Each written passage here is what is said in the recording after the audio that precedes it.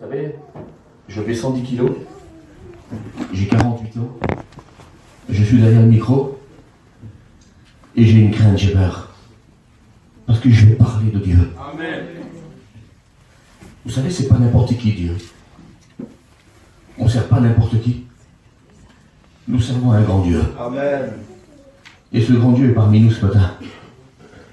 Il est celui encore qui va révéler dans le cœur des choses. Il est celui qui va faire du bien encore aux vies. Il est celui encore qui va nous mettre un miroir devant notre vie, de savoir où nous en sommes avec lui. Il est quelqu'un encore ce soir qui va sonder ton cœur. Il est celui encore ce matin qui va arracher les choses peut-être qui ne sont pas sa gloire. Il est celui encore ce matin qui est capable de révéler ta vie, qu'il y a des choses cachées dans ton cœur, que tu as déposées peut-être à la croix ce matin. Il est celui ce matin peut-être qui veut peut-être te redresser dans ta vie chrétienne. Il est celui ce matin qui veut te rappeler qui tu es. Il est celui ce matin qui t'a amené jusqu'ici afin que Dieu te parle. Vous savez, Dieu est bon. Dieu est amour. Dieu a compassion. Vous savez, je ne comprends pas parfois, je me dis dans mon cœur, comme Marlon disait hier, je ne comprends pas que Dieu m'aime si tant. Combien de fois j'ai déçu Dieu? Lui, il ne m'a jamais déçu. Mais ce matin, rappelons-nous qui nous sommes et où nous en sommes avec lui. Amen. Amen. Gloire à Dieu. Vous savez, ce matin, j'ai écouté un peu Niki ce qu'il disait, j'ai écouté un petit peu Tony ce qu'il disait. Ils ont parlé un petit peu de la foi ce matin, mais c'est pas le thème de mon message ce matin. C'est pas du tout le thème de mon message. Vous savez, on parle de la foi, on parle de l'amour, on parle de l'espérance. Mais ce matin, je voudrais vous parler de la crainte. On n'écoute plus dans nos églises aujourd'hui parler de la crainte de Dieu. C'est important, c'est vrai qu'on est venu devant la croix, on a dit Seigneur, vous savez, la croix a deux phases. Peut-être qu'il y a des personnes qui vont dire, Maillot, j'ai pas vu que la croix elle avait deux phases. La croix a deux phases, il y a A et B. Quand on vient au pied de la croix, on dit Seigneur, pardonne mes péchés. Tu me purifies, Seigneur, guéris-moi. C'est la phase A de la croix. Et la phase B, c'est maintenant je te dis, je vais te bénir, je vais te purifier, je vais te guérir. Maintenant il faut que tu portes ma croix. Maintenant, il faut que tu aies l'amour de la croix. Maintenant, je déverse ma crainte dans ton cœur. Ça, c'est la phase B de la croix. Nous avons accepté la croix. Nous portons la croix. Et dans nos cœurs, aujourd'hui, Dieu a déversé cette crainte dans nos cœurs. Ici, j'ai marqué le psaume 147, verset 11. L'Éternel aime ceux qui les craignent et ceux qui espèrent en sa bonté. Dieu aime ceux qui le craignent. Il y a peut-être des personnes ce matin qui ont perdu la crainte de Dieu. Peut-être que tu n'as pas abandonné la foi, mais tu as perdu la crainte de Dieu. Ça peut arriver qu'on perde des choses dans notre vie chrétienne. Mais Dieu veut nous rappeler des choses ce matin. Que nous sommes des chrétiens, des fidèles. Et puis que ce matin, il veut renouveler des choses en nous. Vous savez, je voudrais vous parler d'un homme ce matin. C'est Abraham, le père de la foi. Mais je ne veux pas m'étendre sur la foi d'Abraham. Mais je voudrais vous parler d'Abraham, qui a pris des décisions dans son cœur, qui étaient difficiles pour lui. Vous savez, il est parlé d'Abraham. On a écouté d'Abraham qu'un jour Dieu va lui parler. Il va dire que tu vas quitter ta patrie, tu vas quitter ta famille, et tu iras dans le pays où je te montrerai. Dieu a accepté d'obéir à Dieu. Abraham a obéi. Et nous voyons dans ce texte de la parole de Dieu que Dieu va prendre des décisions qui sont dures pour lui. Je voudrais vous faire comprendre ce matin. Dieu a mis une promesse dans le cœur d'Abraham. Comme il a mis une promesse dans le cœur à nous. La promesse, c'est qu'il revient nous chercher. Mais la promesse d'Abraham, la promesse de Dieu qu'il avait dit à Abraham, il est là et puis il lui dit, Abraham, tu auras un fils. Je le bénirai. Des rois sortiront de lui. Des ministres sortiront sortiront de lui. Je te bénirai. Et puis les années vont tarder pour Abraham. Et puis pour Sarah qui est là, qui est difficile. Elle est âgée en âge. C'est un moment difficile pour elle. Et puis elle va mettre, vous savez, je m'excuse du mot ce matin, mais c'est très important. Je suis obligé de le dire ce matin. Elle va mettre, si vous voulez, elle va mettre sa servante dans les bras d'Abraham. Et puis là, il y a un enfant va naître. Mais c'est pas le fils de la promesse. C'est pas le fils de la promesse. C'est Ismaël. Et nous voyons qu'Ismaël est là, il grandit dans le foyer d'Abraham. Et puis les années vont passer à peu près. Ismaël a 14 ans. Quand Dieu va parler à Abraham, il va dire, Abraham, un enfant naîtra de ta femme, Sarah. Elle mettra un enfant au monde. Et puis Abraham va rire. Il va dire dans ma vieillesse, j'ai 100 ans aujourd'hui. Comment un enfant peut naître de moi? Et puis Sarah va rire, qui est difficile pour elle. Elle a 90 ans. Elle va dire c'est pas possible. Mais avec Dieu tout est possible. Tout est possible avec Dieu. Amen. Et puis nous voyons au travers ça que l'enfant qui est promis, le voilà qui naît. Et nous voyons Isaac va naître.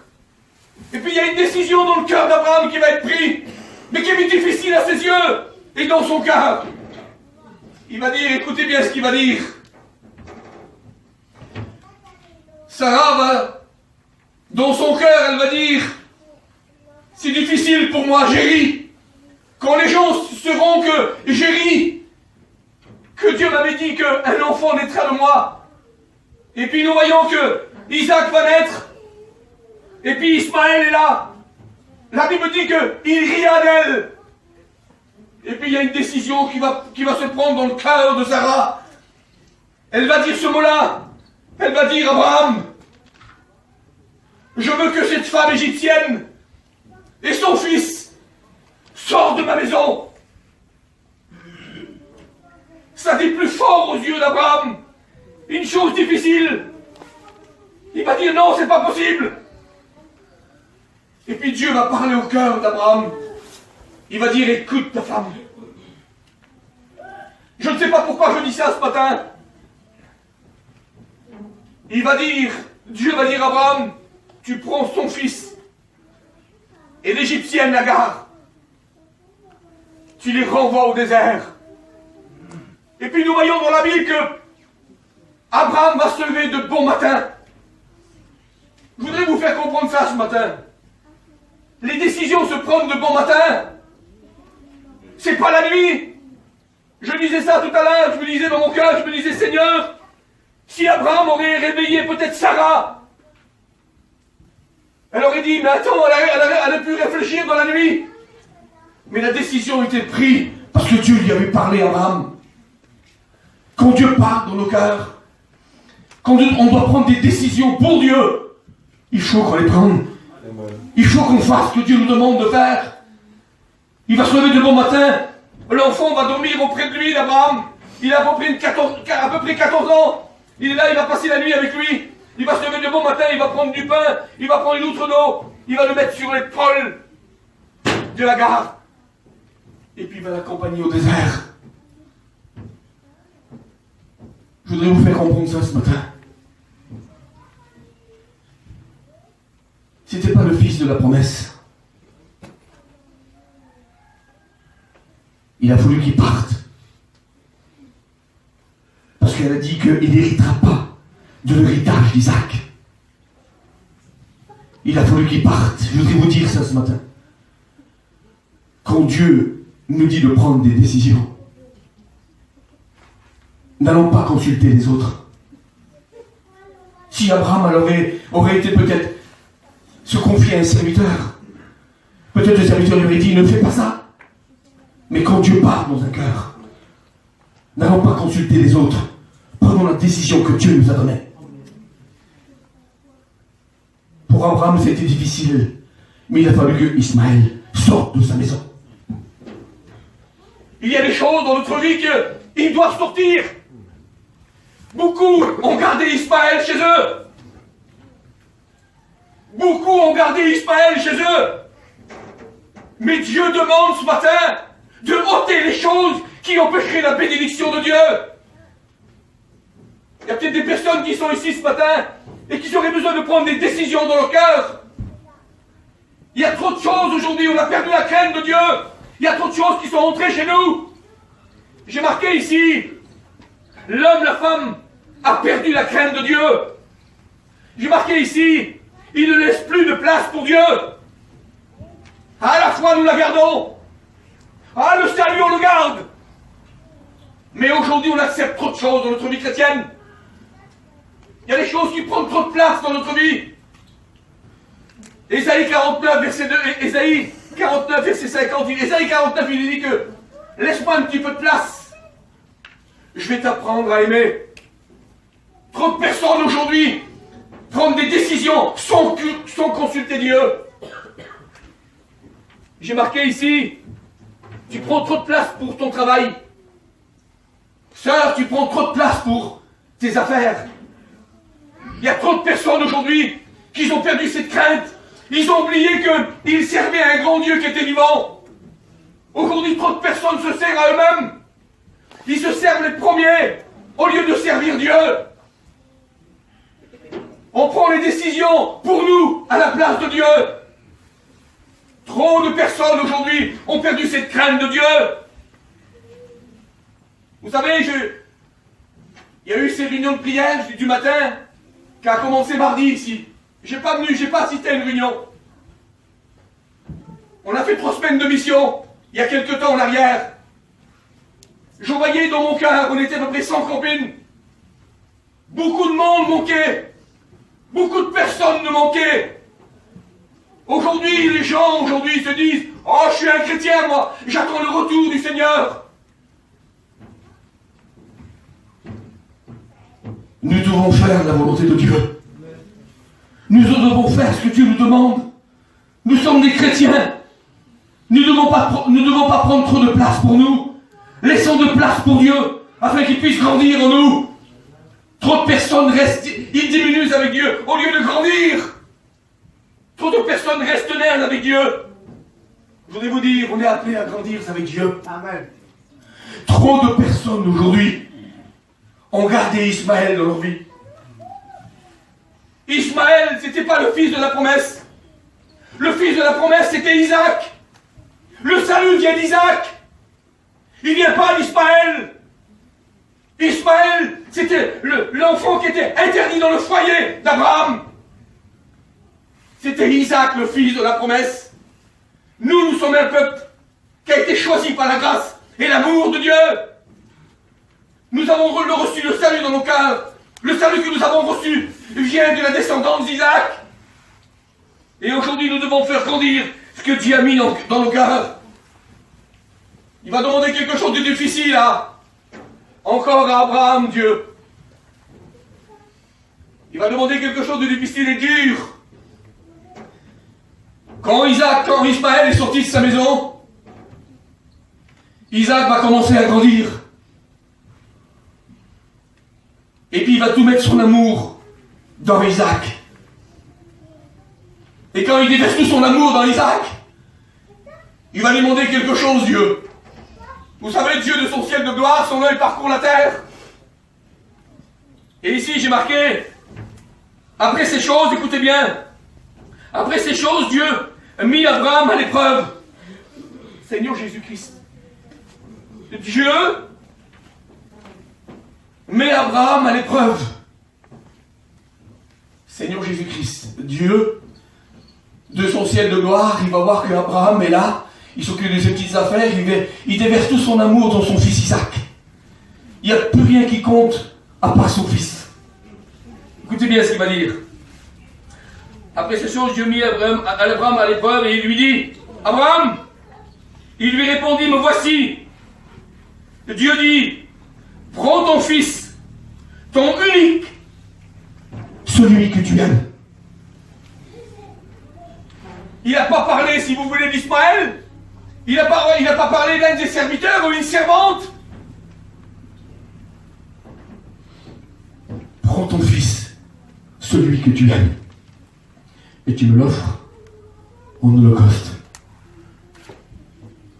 Abraham, dans son cœur, c'est pas possible, tu me l'as donné. C'est le fils de la promesse. Tu me l'as donné, tu m'as dit qu'à 100 ans, j'allais avoir un fils chez moi, que de lui sortirait une grande bénédiction, des rois, des ministres. Et aujourd'hui, tu me le demandes? Mais c'est trop difficile pour moi. C'est dur.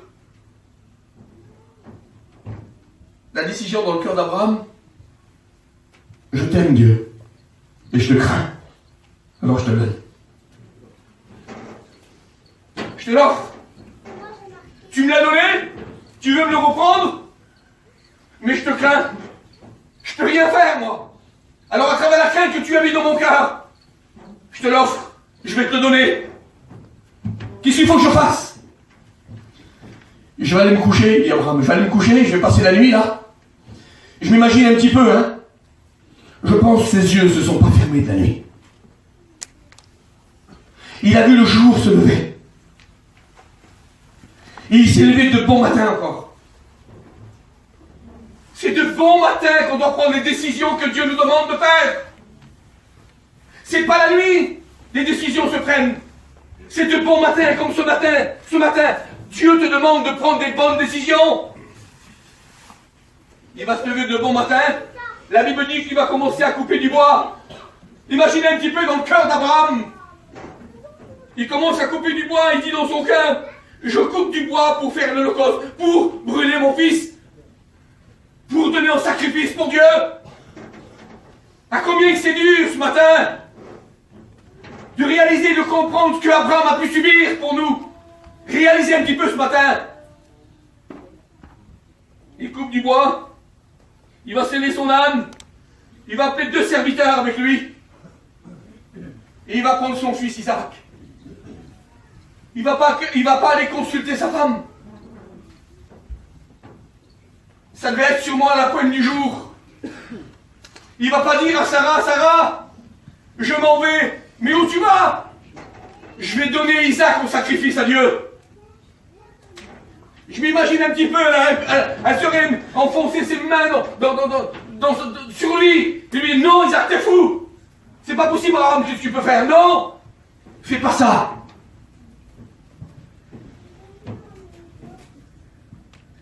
Il va faire ce que Dieu lui demande de faire. Il va pas réveiller sa femme, il va pas parler à sa femme. Il va pas dire ce que lui demande de faire. Il y a des choses parfois qui sont dures, non? Qu'on doit prendre des décisions pour faire et agir. Nous ne devons pas consulter nos voisins qui sont autour de nous. Nous ne devons pas consulter nos frères, nos sœurs qui sont autour de nous. Quand Dieu nous parle, il faut qu'on fasse, il faut qu'on agisse. Parce que parfois, il y a peut-être des amis, des frères qui sont autour de nous. Avec leurs pensées, ils vont dire, non, ne fais pas ça, ne fais-le pas. T'es fou. Comment tu réagis? Non. Quand Dieu parle à un cœur, il faut qu'on fasse. Et vous savez ce qu'il va faire Abraham? Il va sceller son âne, il va prendre le bois, il va le charger sur le dos de son fils. Son fils, il a à peu près entre une quinzaine d'années. Il dit pas l'âge, mais je m'imagine un petit peu entre 15 et 16 ans. Abraham a à peu près 115, 116, 117 ans. Il est né à 100 ans, il doit avoir 16, 17 ans à peu près Isaac. Il va partir et puis il lui dit, voilà, maintenant Dieu lui dit, tu pars. Écoutez bien, la Bible c'est qu'il va aller, Abraham se leva de bon matin et lui dit,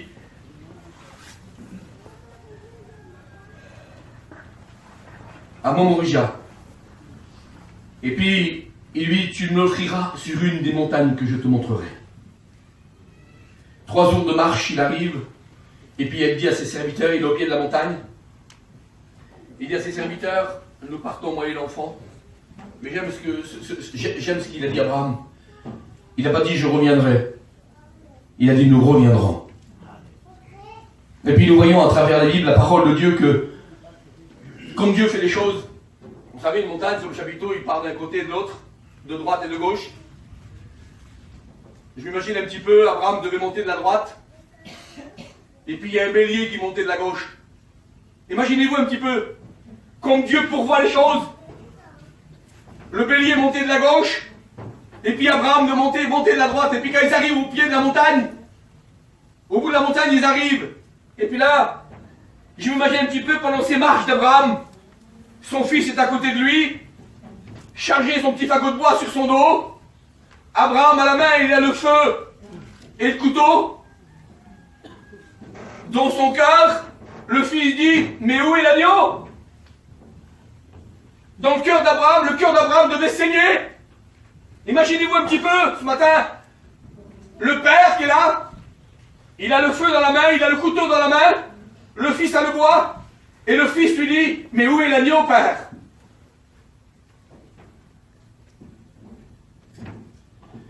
Aujourd'hui, beaucoup de personnes, beaucoup de chrétiens, ils vivent une vie avec Dieu, mais sans l'agneau.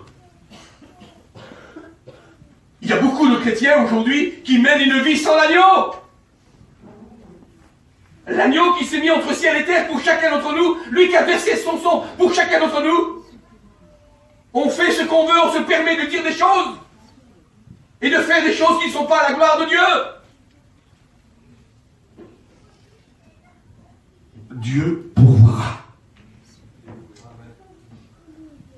Et puis quand il arrive et commence à lier ses mains de son fils. Il commence à lier les pieds de son fils. Il va mettre le bois, il va commencer à allumer le feu. Une chose difficile pour Abraham.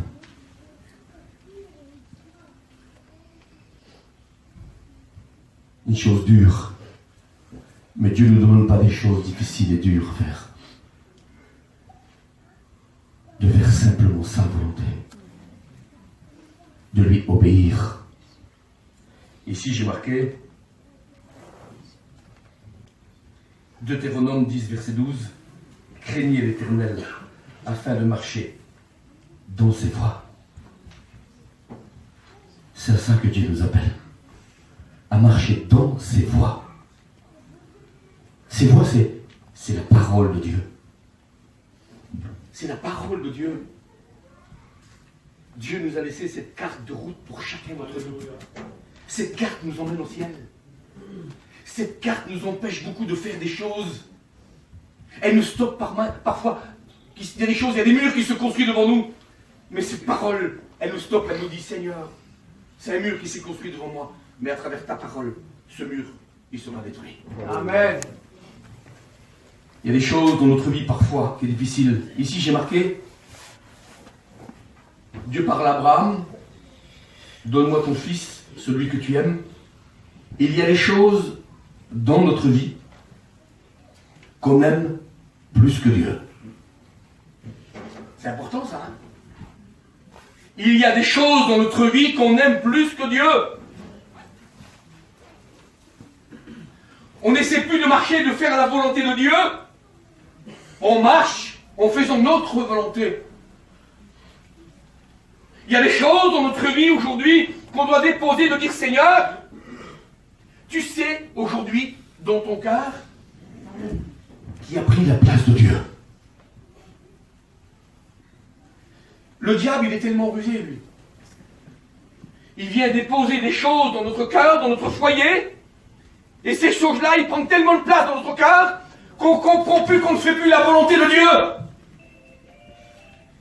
Parfois, la désobéissance nous enlève la crainte de Dieu. Vous savez, Saül, c'était un homme qui a été choisi par Dieu. C'était le roi de l'époque. Il a été choisi roi. Mais à un moment de sa vie, il va désobéir à Dieu. Il y a des choses qui vont rentrer dans le cœur de Saül. Le cœur de Saül va s'endurcir. Il est tellement dur son cœur qu'il ne comprend plus ce qui se passe. Il ne sait plus comment s'y prendre. Comme un chrétien aujourd'hui, que le cœur s'est endurci. Il ne sait même plus comment s'y prendre pour aller parler à quelqu'un, pour passer un moment de prière, pour avoir un peu de communion avec un frère ou une sœur. Aujourd'hui, le cœur s'est endurci pour certaines personnes. Mais Dieu te demande ce matin de lui faire confiance. C'est ce matin qu'on doit prendre des décisions ce matin. C'est un culte ce matin. C'est presque tous les chrétiens qui sont ici ce matin. C'est à nous de savoir où nous en sommes avec lui. Si on veut être béni, ou si on veut garder notre vie comme bon nous semble. Dieu nous demande ce matin d'avoir cette crainte dans notre cœur. Deutéronome 10-20, tu craindras l'Éternel, celui qui a fait au milieu de toi des choses grandes. Tu craindras l'Éternel, celui qui a fait des choses grandes au milieu de toi. Nous devons se rappeler de ces choses. Que Dieu a fait tellement de choses dans notre vie, dans nos foyers, dans nos familles. Rappelons-nous ce Dieu qui est parmi nous ce matin, qui a fait des grandes choses parmi nous. Et encore, il ne cessera pas de faire des choses chez toi. Il continuera la bénédiction qu'il a promis pour chacun d'entre nous. Amen. Et là, ce que j'aime, c'est quand Abraham va prendre ce couteau, prêt à égorger l'enfant, la Bible dit, Dieu va lui parler. Il va lui dire, arrête Abraham, arrête. L'ange dit, n'avance pas ta main sur l'enfant et ne lui fais rien, car je sais maintenant que tu crains Dieu. Amen. Amen. Gloire à Dieu. Imaginez-vous un petit peu, je sais maintenant que tu crains Dieu. Rappelons-nous ce matin la crainte qu'il a déversée dans nos cœurs. C'est tellement grand d'appartenir à Dieu. C'est tellement grand qu'aujourd'hui, nous que nous sommes ici, si bas sur cette terre, que nous possédons Dieu dans nos vies. Réalisons ce matin que nous sommes un peuple uni, racheté par l'amour de Dieu. Parce que vous savez, 3500 ans après, Dieu va donner son fils. Et Abraham, c'est vrai que il va dire, ne mets pas la main sur l'enfant. Mais Dieu, 3500 ans après, il ne va pas pourvoir le bélier. Il va pourvoir son fils pour nous. Alléluia. Imaginons un petit peu ce matin. Qui enverrai-je? Me voici, envoie-moi. En disant ces mots-là, il allait subir tout ce qu'il a subi. J'arrive, je viens, mais je vais subir toutes ces choses. Père, c'est vrai que je vais aller si bas, je vais aller sur la terre. Mais Dieu a dû lui dire, mon fils, tu vas subir la colère du peuple. Tu vas subir l'injurie. Tu vas subir la croix. Tu vas subir les clous dans tes mains. Ils vont percer ton côté. Ils vont mettre une couronne d'épines. Je veux mourir pour eux. Parce que je les aime. Alors ce matin, essayons de réaliser et de comprendre que Dieu a mis dans nos cœurs cette crainte. Nous ne devons pas faire ce qu'on veut, on ne doit pas dire ce qu'on doit dire. C'est difficile parfois, il y a des mots qui sont durs. Mais nous sommes des chrétiens, des véritables chrétiens. Nous attendons le retour du Seigneur qui vient nous chercher. Alors, s'il y a des choses peut-être qui déplaisent à Dieu, qui sont dans ta vie, peut-être que tu as gardé Ismaël en toi, peut-être que tu as besoin de te débarrasser et de ôter. Vous savez, la meilleure des choses, comme il a dit Tony tout à l'heure, Dieu nous attire au désert. Je voudrais vous dire ce matin, la meilleure des choses, c'est de déposer les choses au désert, afin qu'on ne se rappelle plus. De dire, Seigneur, comme Ismaël a été déposé au désert, on a besoin parfois de dire, Seigneur, je veux déposer les choses qui ne sont pas ta gloire et qui m'empêchent d'être béni de toi. Des choses, Seigneur, qui m'empêchent d'avancer. Des choses qui m'empêchent, Seigneur Jésus-Christ, de grandir avec toi.